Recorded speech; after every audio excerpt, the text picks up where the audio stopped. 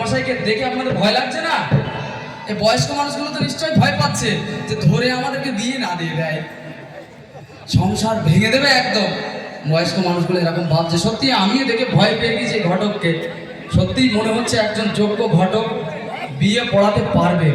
যেভাবেই হোক পাত্র জোগাড় করে দেবী, পাত্রীর জন্য পাত্র জোগাড় করে দেবে এবং পাত্রীর জন্য যোগ্য পাত্র জোগাড় করে দেবে এই ঘটক। তো নামি দামি, হ্যাঁ, একদম যোগ্য একজন ঘটক মঞ্চে এসছেন। তো আসুন এদের বিবাহর ঘটনাটা একটু দেখা যাক কি করতে চলেছে এরা।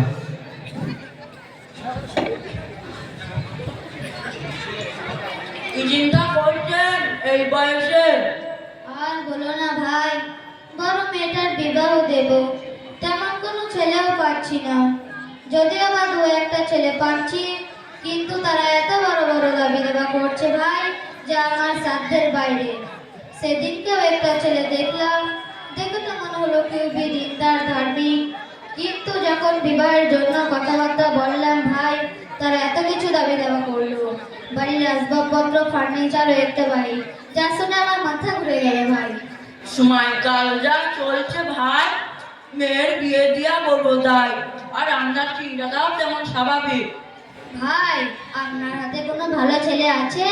দিনদার ও ধার্মিক হলেই হবে। হ্যাঁ ভাই, আমি একজন ব্যক্তিকে জানি, সে তার ছেলের বিয়ের জন্য আমায় বলেছিলেন।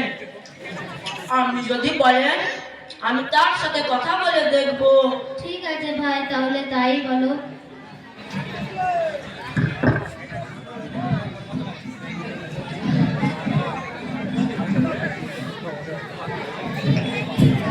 হঠাৎ একদিন ঘটক সাহেব ফোন করলো মেয়ের বাড়িতে। হ্যালো, হ্যালো, কে? ভাই বলছেন? আব্বাকে দিচ্ছি। হ্যালো, হ্যাঁ ভাই মনির। হ্যাঁ ভাই, আগামীকাল আমরা ছেলের পক্ষ থেকে আচ্ছন মেলে যাচ্ছি। আপনি খেয়াল রাখবেন ছেলের পক্ষ যেন কমতি যেন না হয়। হ্যাঁ হ্যাঁ ভাই, এসো এসো, কিন্তু 8 জন, এটা একটু বেশি বেশি হয়ে যাচ্ছে না ভাই? ভাই, ছেলের পরিবার অনেক বড়, পরিবারের লোকটাকেই দিচ্ছে। ঠিক আছে ভাই, তাহলে তাই এসো। সোমবার দিন বেলা 10টার সময় ছেলের বাড়ি আগমন।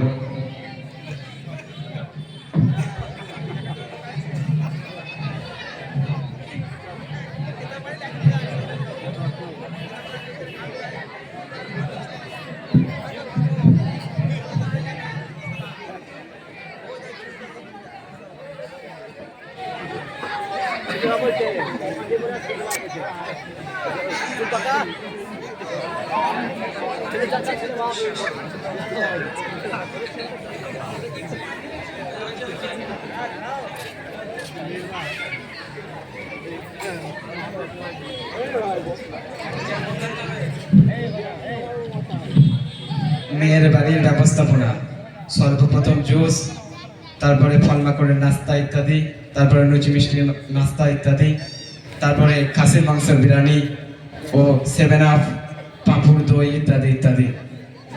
খাবার দাবার আলহামদুলিল্লাহ খুব সুন্দর হয়েছে। তাহলে বিয়ের কথাবার্তা শুরু করা যাক। ঠিক আছে, তাহলে বিয়ের কথাবার্তা শুরু হোক। আলহামদুলিল্লাহ বিয়ার মশাই, খাবার দাবারের ব্যবস্থাটা ভালোই করেছেন। মাশাআল্লাহ, মেয়েও দেখতে খুব সুন্দর। মেয়ে আমাদের পছন্দ বিয়ার মশাই। আলহামদুলিল্লাহ। তা বিআই মশাই, আপনাদের কোনো দাবি দাবা আছে? আমাদের বিয়ার মশাই, আমাদের তেমন কিছু দাবি দেওয়া নেই, কিন্তু আপনি তো জানেন শুধু তো আর ভাত খাওয়া যায় না, ভাতের সাথে তরকারিরও প্রয়োজন হয়। বুঝতে পেরেছেন তো বিয়াই মশাই? তা বিআই মশাই, আপনি কি বলতে চাচ্ছেন এটা একটু স্পষ্ট করে বলুন তো দেখি। বলছিলাম চাচা, আমার ভাইকে দেখলেন ও শুনলেন।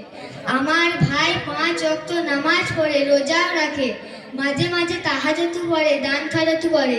আমাদের 3 তলা বাড়ি, বাড়ির সামনে একটা পুকুর আছে, একটা 4 চাকা গাড়ি আছে, 2 থেকে 3টি গাড়ি আছে।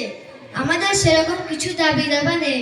কিছুদিন আগে আমরা আমার ভাইয়ের বিয়েতে গিয়েছিলাম, তাদের অবস্থা অতটাও ভালো নয় আমাদের মতো, তাও তারা যথেষ্ট করে ফার্নিচার দিয়েছে।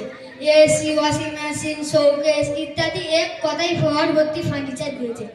আর তাদের মেয়েকে তো খালি হাতে পাঠাতে পারে না, তাই 5 থেকে 6 ভরি সোনা দিয়েছে। আমরা সেরকম কিছু চাইছি না। বাপ, তুমি কি বলতে চাচ্ছ যে একটু স্পষ্ট করে বলো তো দেখি বাপ? আমার ভাইয়ের অনেক দিন ধরে একটা বুলেট গাড়ির শখ, তাই একটা বুলেট গাড়ি দেবেন আর ফার্নিচার দেবেন। আর আপনার মেয়েকে তো খালি হাতে ফাটাতে পারে না, তাই 2 থেকে 3 ভরি সোনা দেবেন আর 1 থেকে 1.5 লক্ষ টাকা খানা খরচের জন্য দেবেন, তাহলেই হবে। বাপ, এ তো আমার উপর বোঝা চাপানোর মতো হয়ে যাচ্ছে গো বাপ, এ তো আমার সাধ্যের বাইরে। ভাই, এমন ধরা ছেলে, এমন ধরা পরিবার বিশেষ করে আর পাবেন না। বলছি কি, বিয়েটা কম বেশি করে ঠিক করে রাখেন। ঠিক আছে ভাই। আব্বা, এটা তো অনেক টাকার ব্যাপার, এত টাকা কোথায় পাবে? আরে বাপ, তুই চিন্তা করিস না, রাস্তার ধারে যে জমিটা আছে সেটাকে বিক্রি করে দেব, ব্যাংক থেকে কিছু লোন নেবো, দেখবি টাকার ব্যবস্থা ঠিকই হয়ে যাবে। বড় বোনের বিয়েতে সবকিছু দিয়ে দিলে, ছোট বোনের বিয়েটা কি করে হবে? আরে বাপ, তোর বড় বোনের বিয়েটা হয়ে যাক, আস্তে আস্তে তোর ছোট বোনের বিয়েটা হয়ে যাবে। তা বিয়াই মশাই, আপনারা কতজন বরযাত্রী আসবেন? মশাই, আমাদের বংশটা বহুত বড়, সবাইকে নিলে 500 জন হয়ে যাবে। সবাইকে নেব না, আপনি আপ্যায়ন করতে পারবেন কিনা, তাই 2 থেকে 300 জন আপনি ধরে রাখেন। বিয়াই মশাই, এ তো আমার সাধ্যের বাইরে গো বিয়াই মশাই, এ তো আমার উপর বোঝা চাপানোর মতো হয়ে যাচ্ছে। তা বিয়াই মশাই, আপনাদের কোনো দাবি দাবা আছে? না না বিয়ে মশাই, আমাদের তেমন কিছু দাবি দেওয়া নেই। তা বিয়াই মশাই, আপনারা কত দেন মোহর বাঁধবেন? বাবু, একবার ইমাম সাহেবকে দেখানো হয়ে যাচ্ছে। যাচ্ছি। ভাই, ছেলের বিয়ে তো ঠিক করে ফেললাম, আমার দিকটা একটু দেখেন। একটা লুঙ্গি, একটা পাঞ্জাবি আর সামান্য কিছু 1015 টাকা। ঠিক আছে ঘটক স্যার, বিয়ের পর দেখবো। ভাই, মেয়ের বিয়ে তো ঠিক করে ফেললাম, মেয়ের বিয়ের পর আমাকে ভুলে যেও না জানো। আমার দিকটাও একটু দেখেন, একটা লুঙ্গি, একটা পাঞ্জাবি আর সামান্য কিছু টাকা। আরে ভাই, মেয়ের বিয়েটা হয়ে যাক, আপনার দিকটাও একটু দেখবো।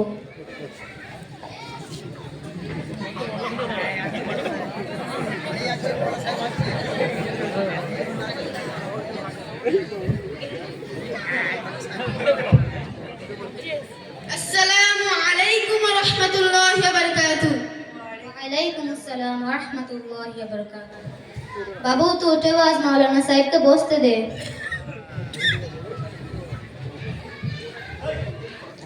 চাচা, কি হয়েছে? আমাকে ডাকা হলো কেন? বলছিলাম ইমাম মশাই, ইমাম সাহেব, আজকাল বিয়ের দেনমোহর কত বাঁধা হচ্ছে? আজকাল বিয়ের দেনমোহর কমসে কম 5000 মতো বাঁধা হচ্ছে, আবার আপনারা যা পারবেন। তাহলে বিয়ে মশাই 5000 টাকা থাক। ঠিক আছে বিয়াই মশাই, তাহলে তাই থাক।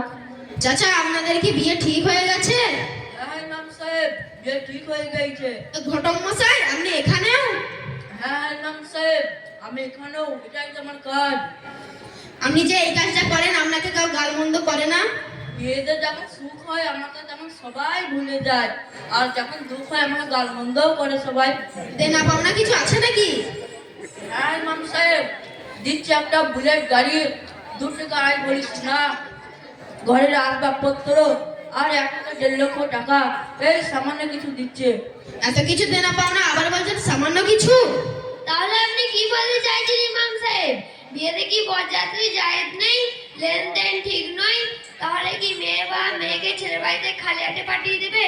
আমরা যে শুনেছিলাম হুজুর সাল্লাল্লাহু আলাইহি ওয়াসাল্লাম তিনার মেয়েকে খালি হাতে পাঠাননি।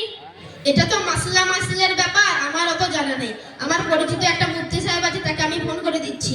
ডাকেন তাহলে।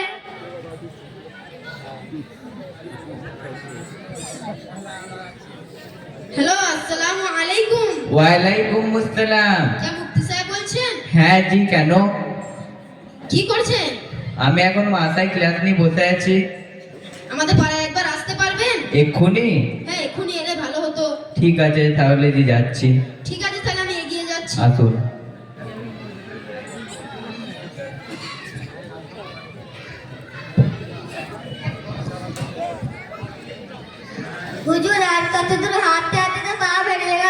তাহলে ব্যাগটা আমাকে দাও। না না হাঁটু থাক। আসসালামু আলাইকুম ওয়া রাহমাতুল্লাহি ওয়া বারাকাতুহু। ওয়ালাইকুম আসসালাম ওয়া রাহমাতুল্লাহি ওয়া বারাকাতুহু।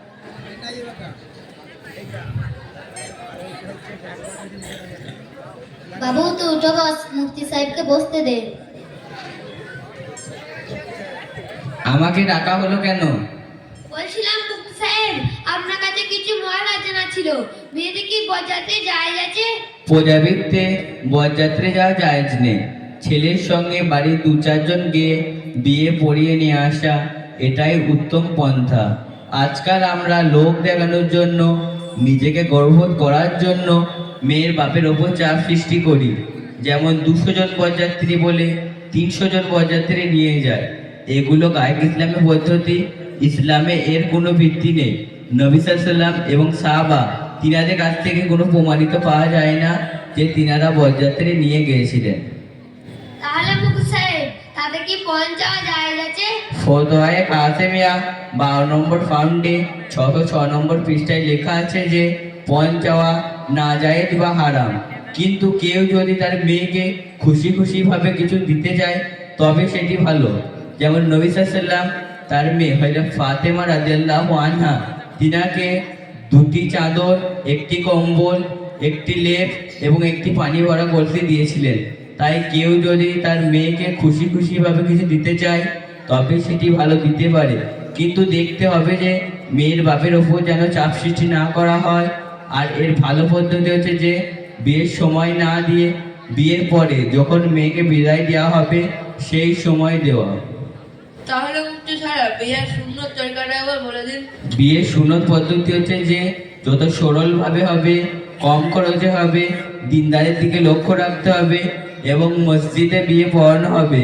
এই সমস্ত দিকে বিয়ে লক্ষ্য রাখলে ইনশাআল্লাহ বিয়েতে বরকত হবে। আমাদের সমাজে যত ভুল ভ্রান্তি আছে এই সমস্ত দিকে আমল করার তৌফিক দান করুন, আমিন। আমার সকল শ্রোতাদের ঘর বলছি, আপনারা যেন কেউ আমার মতন ভুল করবেন না। আপনারা তো মুফতি সাহেবের কথা শুনলেন ও জানলেন, আপনারা যেন আমার মতন কেউ ভুল করবেন না এবং ছেলে মেয়ের বিবাহ শাদী দেবো সুন্নত তরিকায় ইনশাআল্লাহ। আসসালামু আলাইকুম আসসালামু আলাইকুম ওয়া রাহমাতুল্লাহি ওয়া বারাকাতুহু।